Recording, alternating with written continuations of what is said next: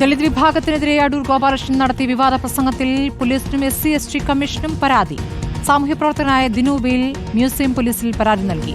അടൂരിനെതിരെ രൂക്ഷ വിമർശനങ്ങളാണ് സിനിമാ മേഖലയിൽ നിന്ന് തന്നെ ഉയർന്നത്.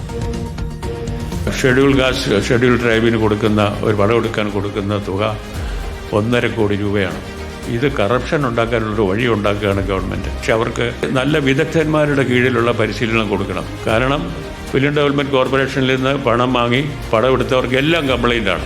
ദളിത് വിഭാഗത്തിലുള്ളവർ മുഴുവൻ കുറ്റവാളികളും കള്ളന്മാരും അഴിമതിക്കാരുമാണെന്ന് ചിത്രീകരിക്കാനുള്ള ശ്രമം അടൂർ ഗോപാലകൃഷ്ണൻ നടത്തിയെന്നതാണ് പരാതിയുടെ ഉള്ളടക്കം.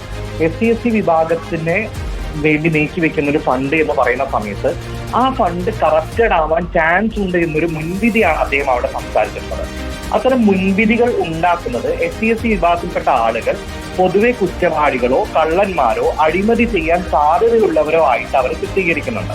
അടൂരിനെ പരസ്യമായി തള്ളി ചലച്ചിത്ര മേഖലയിൽ നിന്ന് കമലും പുഷ്പാവതിയും രംഗത്ത് വന്നു. നമുക്ക് വേണ്ടപ്പോ വേണ്ടത് പറഞ്ഞില്ലെങ്കിൽ എന്റെ ആത്മസഹോദരങ്ങളാണ് അതുകൊണ്ട് വിഷമിക്കുക.